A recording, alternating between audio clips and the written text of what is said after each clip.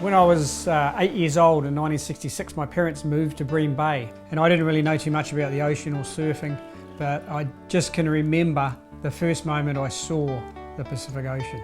And it just blew me away, you know, like it was a sunny, sparkly, blue water day, and it just had a big effect on me.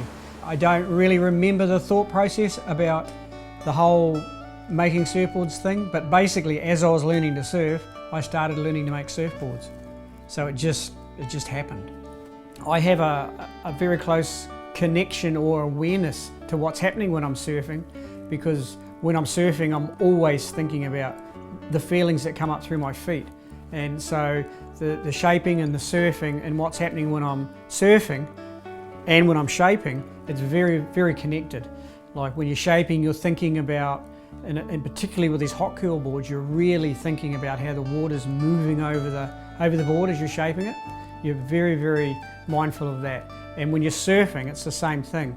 It's like how the water's moving over the shape of the board and how the shape of the board is moving through the water. So this is a 9-foot hot curl finless surfboard, and it's the idea of it is to take where some of the early surf pioneers on the North Shore of Hawaii left off. In the 1930s, the surfboard evolved. Pretty much the state-of-the-art surfboard was the hot curl, and the idea was that as their surfing evolved and progressed, they needed to surf, you know, steeper, more challenging bowling waves, and they were having trouble with the flat planks that they were riding sliding out of the face of the wave. So as the story goes, in desperation, they had a bit of a meeting about it and took to their wooden boards with axes and draw knives and cut the plan shape in, pulled the plan shape right back into this drawn in tail, and then they also cut this rolled V shape that you can see in the tail here, and their boards must have looked fairly similar to this. And what they found when they paddled back out is they could take off on a wave, drop into the wave, and the tail of the board would engage with the curl, and the board would just hold its line, and they could actually surf on quite a steep angle along the wave, you know, very close and in the pocket of the wave, which was like a revolution. It must have been amazing for them. So they dubbed the board the hot curl because they could ride it in the hot curl of the wave. So, you know, it's always been very intriguing to me, and I've always been aware of the hot curl. So, you know, 80 years has gone by, and I've kind of followed some of the master shapers from around about that era that were actually there, where they have done sort of like historic replicas and, you know, real beautiful art piece wood boards. So I've always really admired looking at what they've done, mostly because of the shape. It's a very, very sexy shape, but also looking at the craftsmanship and the woodwork that they've put into them.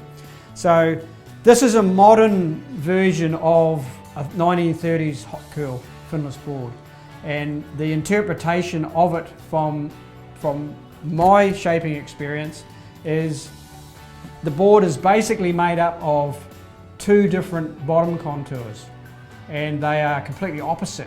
So the forward section of the board is quite a deep concave dish, and the rear portion of the board is totally the opposite. It's quite a steep convex. So you've got two completely opposite bottom contours that have to flow together, and that's been part of the challenge, shaping them. And one of the things that's really helped with that mix is I've incorporated this chine rail, which I first started using in about 1988, and it's been a real feature of my shaping ever since.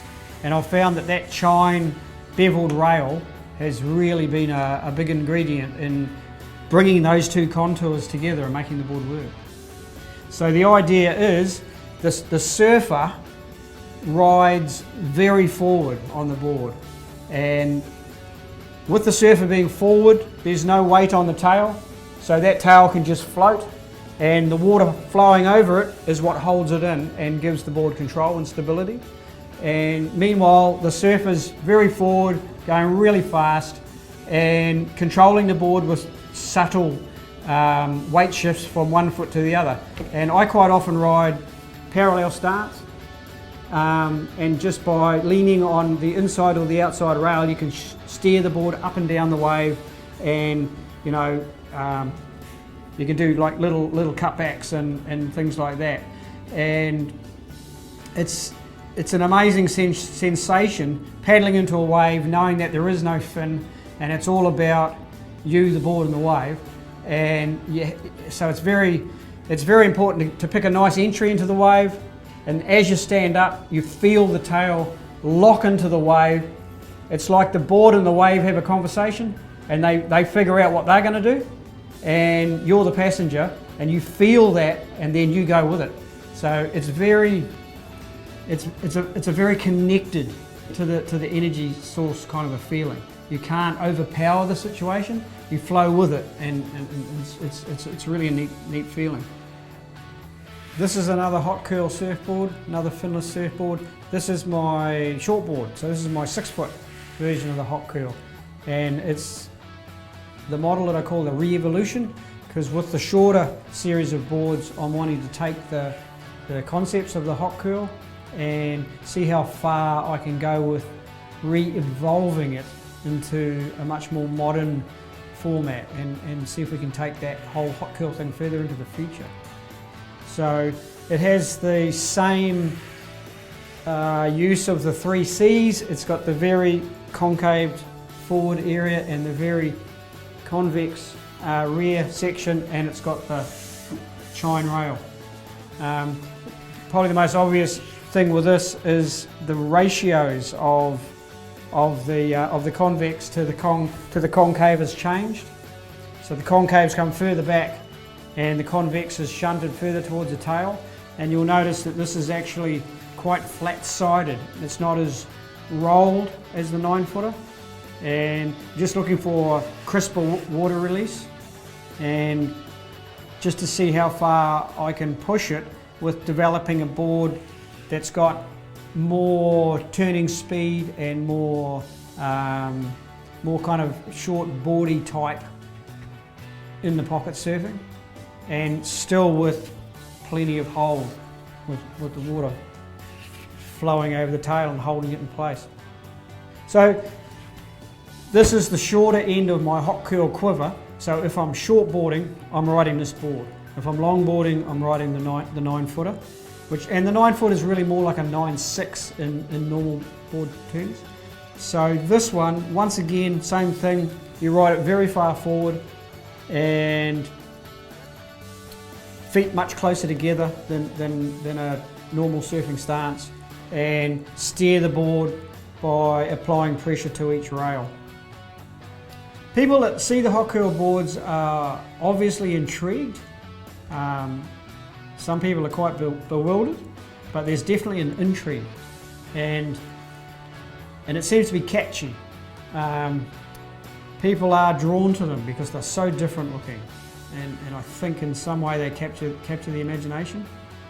So as far as who's going to be riding these boards, I think it's a natural assumption to make that people will be drawn more easily to the longboard version than the shorter version. But it's really a matter of getting the boards under people's feet so they can feel firsthand what I'm feeling and just how addictive it is. I see myself as a surfer, and I see myself as a surfer as a lifetime thing. And my life is, it's set up around being a surfer. And I've tried to think, who would I be, what would I be, how would I be if I didn't surf? And I've got nowhere to start to even try and comprehend that. So it's a big thing, you know, and it brings so much joy, and it's very grounding. It's it's healthy, and I think it really taps you into the environment. It really makes you appreciate nature and peacefulness, and just sinking into the water, and the whole atmosphere, like the sun's going down or the sun's coming up, and the bird life and everything that's going on out in that liquid, which is the ocean. It's pretty mind-boggling when you stop to think about it.